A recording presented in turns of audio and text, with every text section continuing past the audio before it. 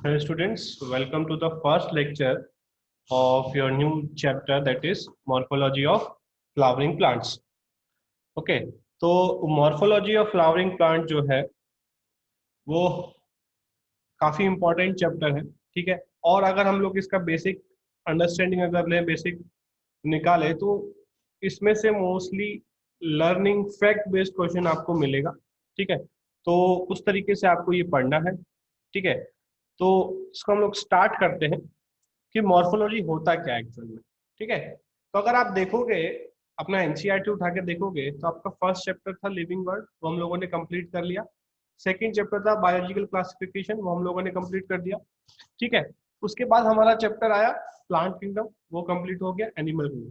और fifth chapter है morphology of flowering plants, ठीक है। याद रखना, इसमें हम लोग सिर्फ एंजियोस्पर्म की बात कर रहे हैं, बाकी जो प्लांट्स हमने प्लांट किंगडम में पढ़े थे अब उनको हम लोग डिटेल में नहीं पढ़ रहे, ठीक है। और इसके बाद जो नेक्स्ट चैप्टर है वो एनाटोमी, ठीक है।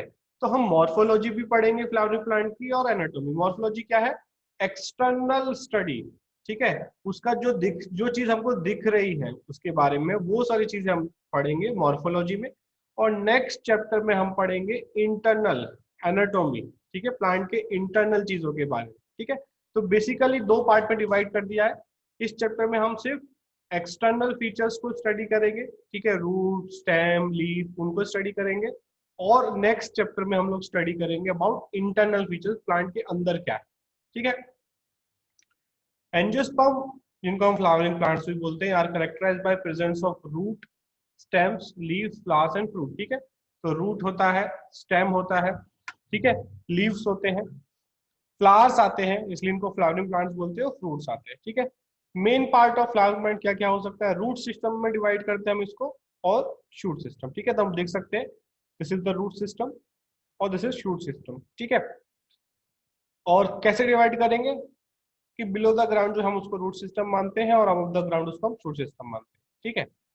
तो आगे चलते हैं, सबसे पहले हम बात करेंगे रूट का, ठीक है। तो आप पहले की क्लासेस में पढ़ चुके होंगे, बेसिक अंडरस्टैंडिंग आपको इस चीज की है कि रूट क्या होता है, स्टेम क्या होता है, लीफ का फंक्शन क्या है, ये ऑलरेडी आप बचपन से पढ़ते आ रहे हो। बट इसमें हम थोड़ा इसको डिटेल में जानेंगे, ठीक है। तो रूट क्या है? It is the underground part form from radical of embryo, ठीक है। तो जो सीड होता है, सीड के अंदर एम्ब्रियो होता है, हमें पता है। एम्ब्रियो में दो पार्ट होते हैं, एक होता है रेडिकल, एक होता है प्लूम्यूल। रेडिकल से जो बनता है उसको हम बोलते हैं रूट, और प्लूम्यूल से जो बनता है उसको हम बोलते हैं शूट, ठीक है। तो अगर आप सीड आपने लगाया, तो सीड में से दो एक्सटेंशन निकलेंगे, एक निकलेगा रूट जो कि रेडिकल पार्ट से निकलेगा, और एक निकलेगा शूट जो कि हमारे प्लूम्यूल से निकलेगा। रूट जो है वो मोस्ट ऑफ द केसेस में जो है वो जियोट्रॉपिज्म, पॉजिटिव जियोट्रॉपिज्म दिखाएगा। और शूट जो है वो नेगेटिव जियोट्रॉपिज्म। जियोट्रॉपिज्म मीन्स कि वो ग्रेविटी के अगेंस्ट कैसे काम कर रहा है, ठीक है। तो positive geotropism means with the gravity, ठीक है, रूट जो है वो नीचे जाता है, और शूट जो है वो अगेंस्ट द ग्रेविटी जाता है, इसलिए नेगेटिव जियोट्रॉपिज्म वो दिखाता है, ठीक है। अगर हम लोग टाइप्स ऑफ रूट की बात करें, तो टैप रूट होता है, फाइब्रस रूट होता है, और एडवेंशियस रूट होता है, ठीक है। अब अब इनको हम कैसे आइडेंटिफाई करेंगे, कैसे क्लासिफाई करेंगे, हम देख लेते हैं। टैप रूट की बात करें, मोस्टली ये in the most of dicot plants ये हमको देखने को मिलेगा। Direct elongation of radicle leads to formation of primary root, ठीक है। तो प्राइमरी रूट जो है वो डायरेक्ट इलोंगेशन ऑफ रेडिकल से बन रहा है, यहाँ पे याद रखना है कि ये रेडिकल से बन रहा है, ठीक है। It bears root lateral roots of several orders that are referred to as secondary, tertiary, ठीक है। तो मेन जो रूट होगा, जैसे अगर हम पीछे वाले डायग्राम में देखें, मेन जो रूट होगा ये कहलाएगा टैप रूट, ठीक है, प्राइमरी रूट, और उसमें से जो भी एक्सटेंशन निकलेंगे वो सेकेंडरी, टर्शियरी, वो कहलाएंगे। Primary root in branches constitute the tap root system, ठीक है, मस्टर्ड प्लांट इसका एग्जाम्पल।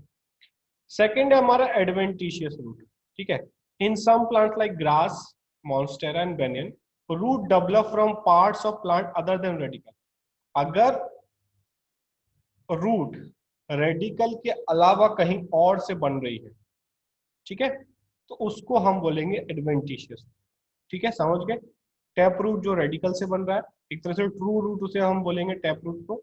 एडवेंटिशियस रूट जो रेडिकल छोड़ के कहीं और पार्ट से निकल रहा है, जैसे हम बेनियन ट्री में देखते हैं कि ऊपर से रूट लटके रहते हैं, वो रेडिकल से तो नहीं निकल रहे, तो वो सारे जो है वो एडवेंटिशियस रूट कहलाते हैं। थर्ड जो है वो एक तरह से पूरा डिफरेंट सिस्टम नहीं है फाइब्रस रूट सिस्टम, ठीक है। रूट जो है बेसिकली तो हम दो टाइप की मानेंगे, टैप रूट और एडवेंटिशियस रूट। फाइब्रस जो है वो मोनोकॉट प्लांट्स में मिलेंगे। The primary root is short live and is replaced by large number of roots. These roots originate from base of stem, ठीक है।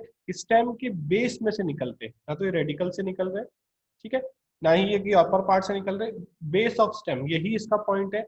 इस साल के नीट के एग्जाम में ये क्वेश्चन आया है, ठीक है। इस साल के नीट के एग्जाम में क्वेश्चन आया कि which roots originate from the base of stem, ठीक है, और उसका आंसर था फाइब्रस रूट, ठीक है। तो इस तरीके के क्वेश्चन आपको यहाँ से मिल सकते हैं, ठीक है। तो इसका एग्जाम्पल हो गया हमारा वीट प्लांट, ठीक है। अब वही चीज यहाँ पे थोड़ा डिटेल में दिखाया हुआ है टैप रूट सिस्टम। तो ये बीच वाला जो है वो प्राइमरी रूट कहलाएगा, और इसमें से जो निकलेंगे वो लेटरल रूट्स। अब ये फर्स्ट ब्रांच हो गया तो इसको सेकेंडरी बोलेंगे, इसमें से ब्रांच अगर निकल गया तो उसको टर्शियरी बोलेंगे, ठीक है। रूट हेयर्स उसके होंगे जो एब्जॉर्प्शन में हेल्प करेंगे, ठीक है। तो ये डाइकोट्स में देखने को मिलेगा हमें, और एग्जाम्पल जो है वो मस्टर्ड प्लांट है, ठीक है। आगे चलते हैं हम लोग, फाइब्रस रूट, ठीक है। ये मोनोकॉट्स में देखने को मिलेगा। प्राइमरी रूट शॉर्ट होती है और वो रिप्लेस होती है लार्ज नंबर ऑफ रूट जो बेस ऑफ स्टेम से निकलते हैं, ठीक है। ऑलरेडी हम ये पढ़ चुके हैं। एग्जाम्पल इसका वीट है, ठीक है। थर्ड जो है इसमें डायग्राम्स दिखाए हुए हैं आपको, ठीक है। एडवेंचर रूट ऐसा हमको देखने को मिलता है, ग्रासेस में भी देखने को मिलता है, और ये बेनियन ट्री में हमको खूब बड़े बड़े एडवेंटिशियस रूट्स देखने को मिलते हैं, ठीक है। रेडिकल के अलावा किसी और अदर पार्ट से निकलेगा, ठीक है। Grass, monstera and banyan tree, ठीक है।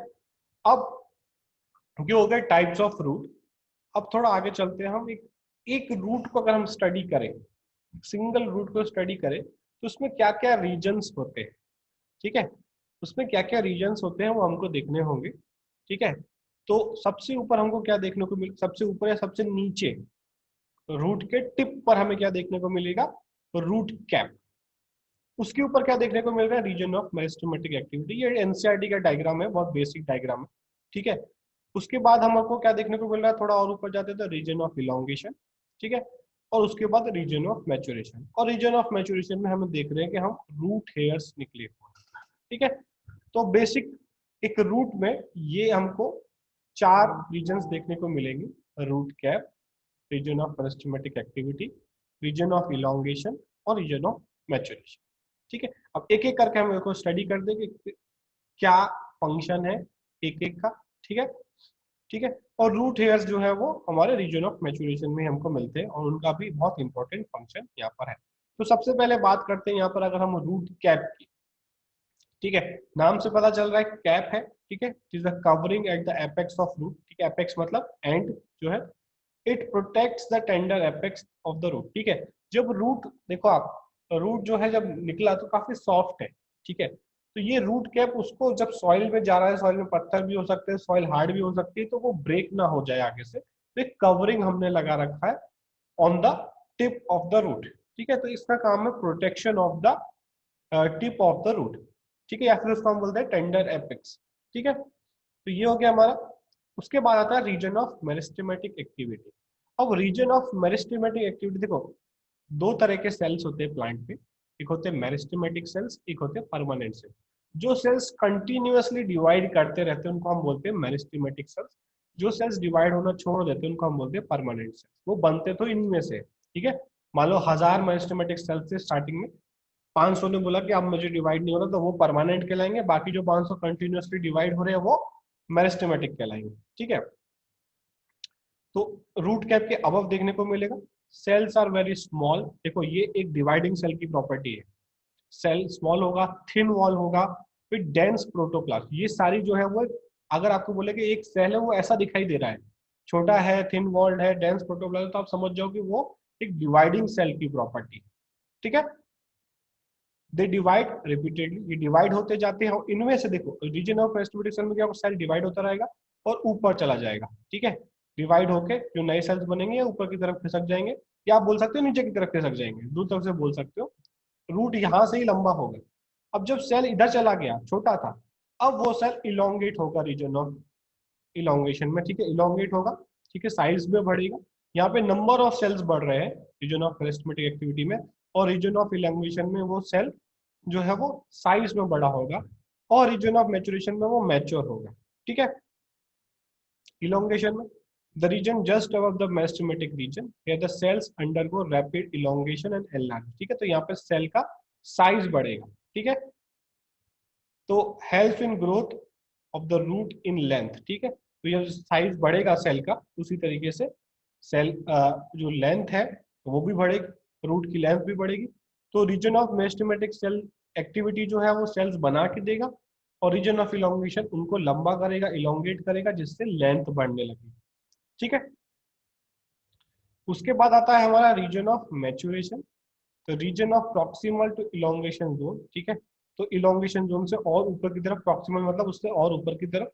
ठीक है, here the cells differentiate and mature। यहाँ पे सेल जो है डिफरेंशिएट मतलब हर सेल का एक पर्टिकुलर फंक्शन दे दिया जाएगा। ठीक है, जब सेल डिवाइड हो रहा है तो सारे एक जैसे सेल, अब जैसे कि बच्चा पैदा हुआ, सारे बच्चे एक जैसे, धीरे धीरे जब बड़ा हो रहा है, मैच्योर हो रहा है कि भाई मैं तो डॉक्टर बनूंगा, मैं इंजीनियर बनूंगा, डिफरेंशिएट हो रहे। ठीक है, नाइन्थ नाइन्थ क्लास तक ऑलमोस्ट सबने एक ही चीज पढ़ी, फिर 10th के बाद डिफरेंशिएट हो गए, आर्ट्स, कॉमर्स, साइंस, साइंस में भी फिर मैथ्स और बायो।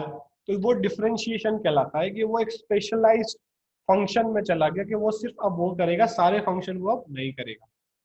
ठीक है, और रूट हेयर्स जो है बहुत इंपॉर्टेंट है, fine delicate thread like structure from the epidermal cells. ठीक है, तो जो रूट हेयर्स है, वो जो स्किन है, तो मैच्योरेशन रीजन में जो इसको हम एपिडर्मिस बोलते हैं, उसी के सेल्स के एक्सटेंशन है, सेल लंबे खिंच गए, तो ये यूनिसेलुलर, याद रखना, रूट हेयर्स आर यूनिसेलुलर। एक जो रूट हेयर हमें देखने को मिल रहा है, इसमें सिंगल सेल जो है वो एक्सटेंड हो गया है एपिडर्मिस का। ठीक है, और क्या करता है, ये सरफेस एरिया बढ़ाता है। दे अब इतने देखो, सिर्फ अगर मैं यहाँ से रूट हेयर हटा दूं तो रीजन ऑफ मैच्योरेशन से एक लिमिटेड अमाउंट ऑफ एब्जॉर्प्शन हो पाएगा, बट यहाँ से इतने सारे हमने रूट हेयर्स बना दिए, तो सबके सरफेस से जो 360 डिग्री एब्जॉर्प्शन होगा, तो इससे क्या होगा, सरफेस एरिया बढ़ा और मैक्सिमम एब्जॉर्प्शन वो कर पाएगा।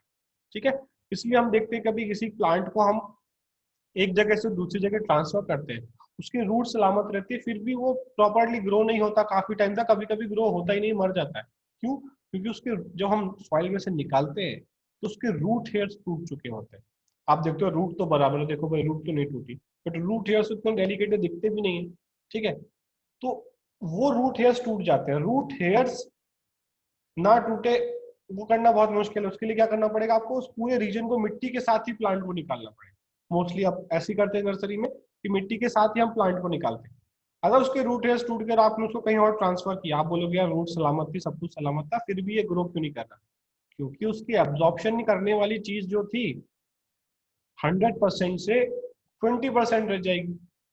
ठीक है, कल आज तुमको मैं 100% मान लो कि 4 रोटी खिला रहा था, अब मैं तुमको थोड़ा सा टुकड़ा खिलाऊं, तुम्हारे अंदर उतनी एनर्जी नहीं रहेगी कि तुम उसी तरीके से सर्वाइव करो जैसे पहले कर रहे थे। ठीक है, तो रूट हेयर्स बहुत इंपॉर्टेंट है एब्जॉर्प्शन के लिए। एब्जॉर्प्शन किस चीज का होगा, वाटर का एब्जॉर्प्शन होगा और मिनरल का एब्जॉर्प्शन होगा सॉइल से। ठीक है, तो ये बहुत इंपॉर्टेंट है, और हम लोग डिटेल में इसको देखेंगे। तो ये बेसिक एक यहाँ पर आइडिया आ गया हमको। मॉर्फोलॉजी क्या है, morphology is the study of external parts जो विजिबल है हमको, स्टडी ऑफ एक्सटर्नल पार्ट। ठीक है, और हम चैप्टर कौन सा है, morphology of flowering plants. Means यहाँ पर हम फ्लावरिंग प्लांट्स का मॉर्फोलॉजी पढ़ने वाले हैं, जिसमें बेसिकली हम लोग रूट के बारे में पढ़ेंगे, स्टेम के बारे में पढ़ेंगे। ठीक है, और उसके डिफरेंट पार्ट्स के बारे में पढ़ेंगे, लीफ हो गया, फ्रूट हो गया, फ्लावर हो गया। ठीक है, थोड़ा फैमिलीज के बारे में पढ़ेंगे, कैसे प्लांट्स फैमिलीज में डिवाइडेड है। ठीक है, तो बेसिक फैक्चुअल क्वेश्चन आएगा, जैसे इस साल जो है फाइब्रस रूट वाला क्वेश्चन है, उसी तरीके के क्वेश्चन आपको यहाँ से मिलेंगे।